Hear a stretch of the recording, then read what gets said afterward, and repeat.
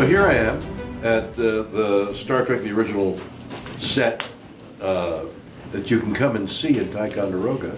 And a large group of people have come to have that experience, to be on the set of the original series. And they've invited me to come and visit with all the people who came here. So I'm here. I was here last night on Friday night and all day Saturday, visiting with some fans. It's been unusual to go back all those years. This is the bridge, and it's these sets are made to order. They're done exactly the way the sets were made, and in fact, they're coming apart in exactly the same way our sets came apart. The wear and tear is exactly the same. It's funny because on the original set, every time I pressed a button, the button would come off, and then we'd cut, and then they'd glue the button back on. And what's unusual is these buttons are staying, so the glue, they've improved the glue over the years. I was going to ask, what was kind of the emotion the first time you walked into this room and saw how detailed everything was? I was astounded. Absolutely. It is true to every detail, and it's a thrill, really, a kind of a kick to go back all those years, because that set has been destroyed many times. Every time we finished a year, or when we did the films, every time we finished a film, they would burn the set because they figured that was it, and then there'd be another order for another movie or another year of the series, and they'd rebuild the set. So the Ensign Mount was supposed to be here, and I think he may be here later today. He's Captain Pike in the next installment. He sounds like an activity, doesn't it? It does. Ensign Mount. Yeah, my editor's comment on that, yes. What do you think about the longevity of Star Trek, that yet another series has spawned from the show you did 50-some years So ago? continuously there's another iteration of Star Trek. It's phenomenal. The Star Trek is a phenomenon, never seen before. It's never happened to any other show, and in our lifetime we will all die before another show proves that it can last 55 years. At least looking around, I think we're all going to die in 55 years. Maybe not you, but you'll be an old lady and you won't remember what you've seen. Can you tell me what James is like and what it's like working with him? James Cowley, who set this up. Oh, that James. Well, he's a distinguished, enormously powerful person in Ticonderoga. He rules Ticonderoga. At least that's what he's told me. For you, have you seen any of Discovery, the newest iteration? I've got a weird disposition where I haven't seen anything. I haven't seen any of the other Star Treks, and I've not really seen the Star Trek I did. So that's... What was the reason for that? I've tried to fathom it out. Maybe one day you can explain it to me. I don't know why I haven't seen it. I don't know.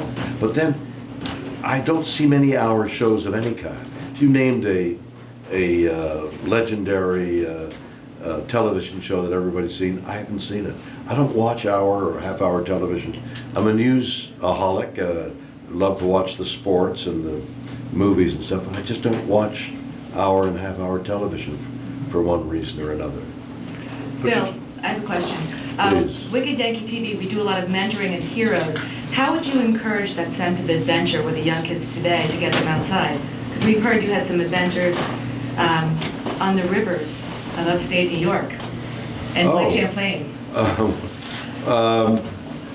Yes, you know, the extraordinary advances in electronics, giving us the phone and the cameras and the stuff we all use is a great benefit, but it's also carries with it, like the internal combustion engine, a fateful flaw, and who knows what effect that's going to have on this generation who has phones and apply themselves only to phones, because this setting, and most of you are in one of the most beautiful places in the world.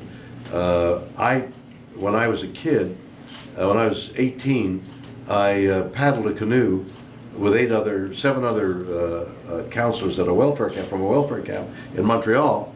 We paddled a canoe up the St. Lawrence to the Richelieu River, up the Richelieu River to Lake Champlain, the length of Lake Champlain, portaged over to Lake George, and down the length of Lake George to the headwaters of the Hudson River, and then down the Hudson River to New York City and 72nd Street. It took 8 hardy Canadians, 8 days to make it. And we saw firsthand, of course, we had long since in the Laurentian Mountains seen the beauty of the eastern part of this country and eastern part of Canada. Long since known how gorgeous the autumn and the spring and the summer and also the winter is up here. So yes, we need to have programs to get those kids away from their phones and into some physical activities. Otherwise, the next generation will melt into the snow. How does a trip like that shape you? It must have, as a young Made me person. very muscular. How about fear? How does it shape Yeah. Adventure and knowing that you can overcome difficult things, like where are we going to eat and how much are we going to eat and how tired I am, but we've got to keep paddling, and it's cold and it's wet. Those things, when you overcome them, give you a sense of being able to overcome anything. And that's really extraordinary, because playing a game on a telephone or an electronic device can teach you certain things, but not that.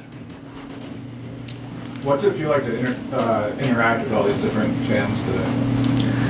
Well, these are really dedicated people. These are people who either feel they owe a debt to Star Trek because in so many instances, most instances, the people who are here today, who've come here with great effort and great expense, are here because Star Trek is more meaningful than just a television show. They're here because their association with Star Trek led them into the life they're leading now. And in a lot of cases, they're successful doctors, engineers, and quite extraordinary, and came here to pay homage, if you will, to Star Trek because it affected their lives so deeply. What do you think today's world could use to learn from Star Trek? We should have had residuals.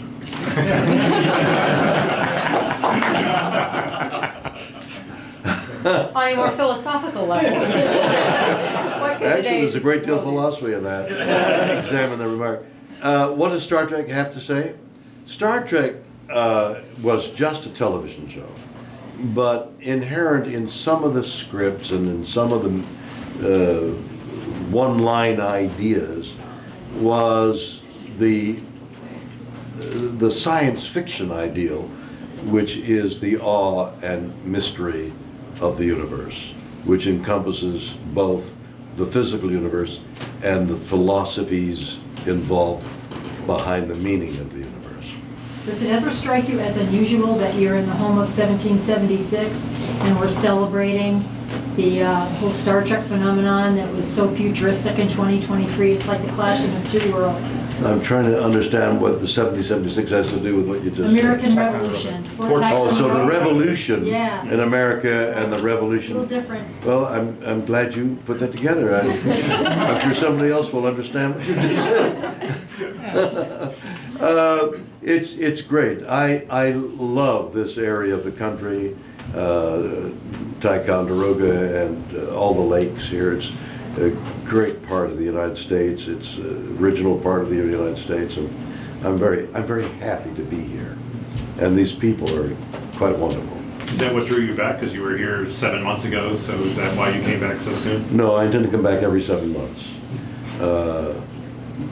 They asked me to come back, and it is unusual to come back to a place that you were here, but people turned up. by popular demand, here I am.